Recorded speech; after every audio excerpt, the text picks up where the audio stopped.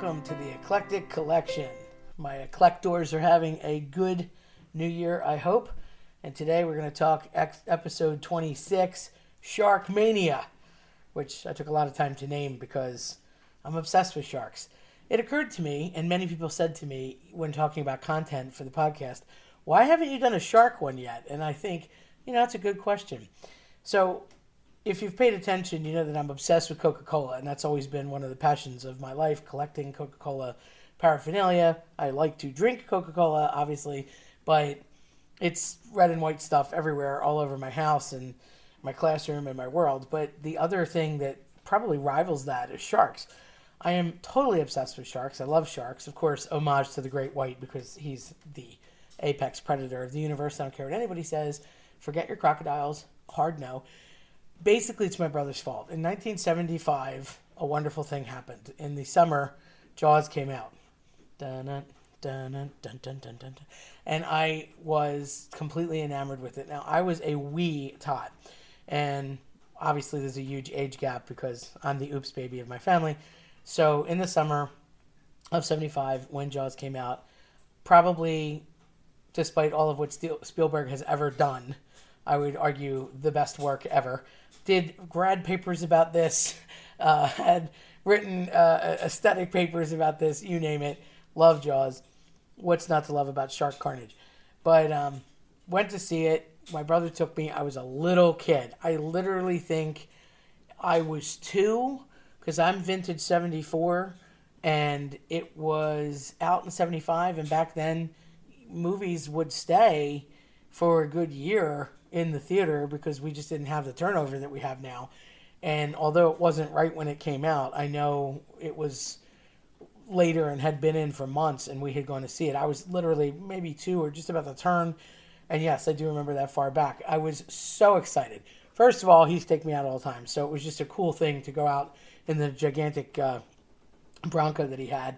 And, he had the police package lighting because he was a firefighter. So that was just cool because he had the little speakers hooked up and everything like that. So that was just a treat as a kid. But going to the movies, much less his brother Bear, was good time. Everybody else watching the Muppets and all, sure, that would come later, but that was just bonus stuff because nothing says I love you from a brother like shark carnage when you're a little kid. So I went, loved it, thought it was the coolest movie ever, ran to his truck after it was over because I thought the shark was going to come get me. But at the same token, I oddly bonded with the shark. I was really upset that the shark dies. Spoiler alert in case you've never seen Jaws, in which case, what's wrong with you? Because, I've watched Jaws at least 1,000 times, not kidding, and own every possible one. And you should not give up on 2, 3, and 4. I'm not going to lie, they're a little cheesier, but still, you still need to have seen it multiple times. I just can't figure out why they would kill the shark. I was very upset. I actually was rooting for the shark. And I was really so depressed. I went home as a little kid and cried because I wanted to see the people get eaten more and the shark live. And in the end, they blew up the shark. And I was really sad. And I'm surrounded by shark stuff and obsessed with it from that. And definitely in a preserve sharks way, which I believe is what Peter Benchley was going for, although some people kind of missed that memo. And just recently, when I went on this mission to clean my basement, which is way too long of a process and problem, I found this old yellow... I always knew where it was. It was probably time to part with it. It was a little yellow shark, looked like a little great white shark sponge that from that was out at the time that my brother had gotten me as a joke, which was totally incorporated in bath time for years.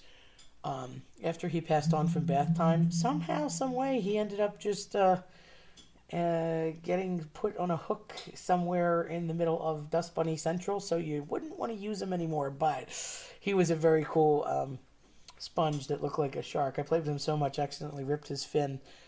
R.I.P. Shark Sponge. We had to get rid of him just because he was pretty much a biohazard at this point. May or may not have been responsible for all going on in the world right now. I don't know. Could be. I have to look into that scientifically. But it was disgusting, and we parted with it. But I did take a picture of it before we parted with it. But that's the kind of stuff that I have floating around. You can't look anywhere and not see Coca-Cola stuff or shark stuff. And it just kind of led to this lifetime obsession and interest in it. So anything I could read about it or purchase that looked like it, even if it was something silly and animated looking or a little kid thing, or it could be notebooks, it could be folders, plays and puns on shark stuff. And I feel like as much as it was big then, it has become more of a thing and gotten into its own. And you can see that from the movies and the ridiculousness, like Sharknado. I mean, that's just a joke and a half, but they are amusing. The Meg, which was an actual, I'll say, blockbuster budget type of thing, even though it was certainly not as serious as Jaws. And a nice, funny spoof, yet actual plot, kind of making fun of all the other shark movies. I loved Blake Lively in The Shallows. I thought that was like smart people get out of shark situation. All of these don't end well for the shark, by the way. Again, spoiler alert, makes me sad. I'm always rooting for the shark. 47 meters down, uno and dos. There was a lot of ridiculous things on sci-fi that you can find all the time.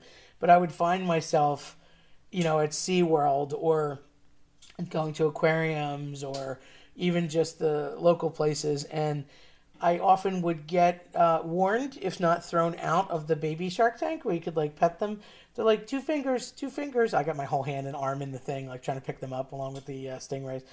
But they're like, excuse me, stop, 2 fingers, only pet them with 2 fingers. I'm like, okay, fine.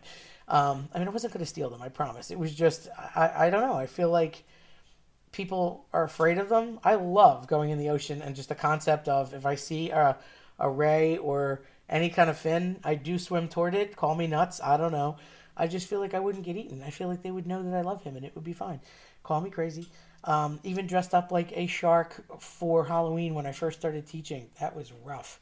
It's a very big, heavy gray suit, but it had a fin on the back and everything. It was cute. There's just so much shark paraphernalia and shark crazy people out there now. And I feel like I've always been part of that. So to me, it's almost like, oh, you like the team now because they're winning. And that's not cool because I've been on Team Shark from the beginning, from jump. And now it's just cool or more fun or more noticeable because we have more technology, we can track them, etc. Than it was before. Although, that's fine. If you're new to the shark team, welcome. But you have to be a purist. I do have one of the wildlife protected sharks. A friend of mine gave me a shark for my birthday a few years ago, and I thought that was really cool. My next step is probably polar bear, if for nothing else, just to honor Coke. But with all of the different movies and stuff out there and plays on it, it is a popular thing that became unto its own and even got more popular, which I don't know how that happened. And it probably wasn't due to the sci-fi movies, and I doubt it was from the maybe Jaws 2, but Jaws 3 and 4, I love 3 because it plays on SeaWorld, and what more terrifying thing than being in the Spanish galleon under the water when a shark in 3D, poor 3D I might add, but I still love it, pierces the tunnel and everybody's stuck in there and potentially could get eaten. I mean, what's more terrifying than going to SeaWorld for Happy Family Day and possibly getting eaten by a shark? 4 was a little bit janky. They kind of went for the revenge thing, but I do admire that they tried to keep all the casts in play for all that time. Spielberg certainly had nothing to do with anything after the first one, but who knew what he would start?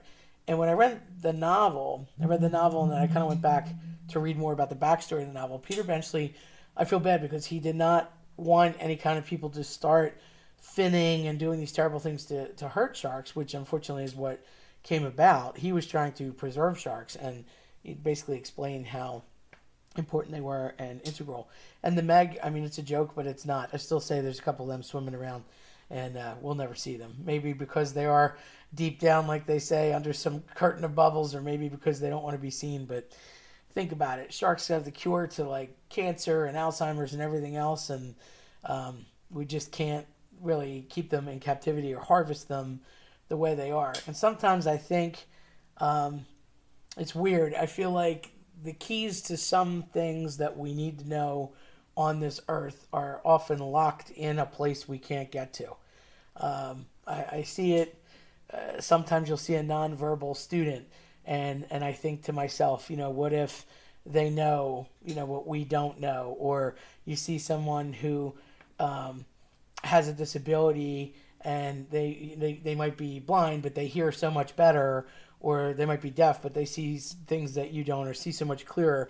It's interesting how senses and differences can focus on certain people, and it has so much to do with not just the mind, but the abilities that go with that. And as much as obviously sharks aren't people, it's still the idea that here's this like awesome apex predator, really not meant to be messed with, but they really don't bother you either, unless you kind of look like a seal.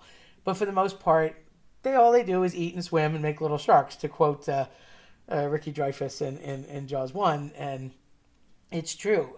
Yet they have these crazy qualities and they're very majestic creatures, and they are probably able to do more medically and stuff than we can access at this time. So it's one of those situations where research is key and it's great, but we're just not there yet. So it's almost like at some point maybe we'll be able to do that without harming the species in the process. So I don't know. It just makes me think, what do I know? I really like sharks, in case anybody didn't know. So now to all my fans and people who have said to me, why don't you talk about sharks? I'm like, oh yeah, I guess I should do that. And for the record, there's a lot of really good shark stuff out there. Whether you want to read Peter Benchley's original novel, and then there's one, I have to find the name of it, but there was a book that was written about what begat Jaws, and it was from the Jersey Shore shark attacks in the early 1900s.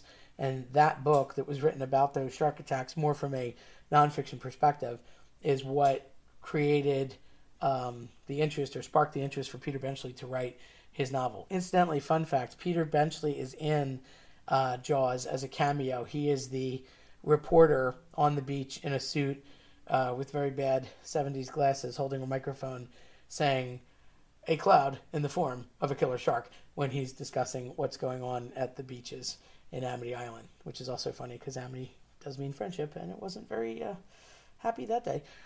They did film in New England, and that's like unrealistic that a shark of that magnitude would be in cold waters like that, but it was where they could get the license to film and look like water was all around them because they were on an island. So you can find these and all these other shark fun facts in the 25th or the 30th edition of any of the DVDs afterwards. And there's even like quizzes and things that you can take. Pretty fun. Something I wanted to let all of my collectors know, which if you haven't become an collector yet, you should certainly sign up, subscribe, and hang out with us. Our goal is to try and go from every other week to every week now. That would be nice. And generally speaking, everybody that's out there, if you didn't hear already, or maybe you listen out of sequence, I put up a YouTube channel called Mysterious Morsels, and it's all these crazy things and fun, macabre, occult, and bizarre, and folklorish, and superstitious stuff that I like to talk about and seem to get myself into or read about and have studied. So if you're interested or bored or just like clicking on YouTube stuff, we have some regular videos up and we have some shorts up under Mysterious Morsels. So go take a look at them. And that would be much appreciated because I think you'll enjoy that content if you enjoy this content. So speaking of that, if you like what you heard today, then check us out at eclecticcollectionpodcast.com or on your preferred platform. I'm Sergio Tenaglia. Thanks for listening.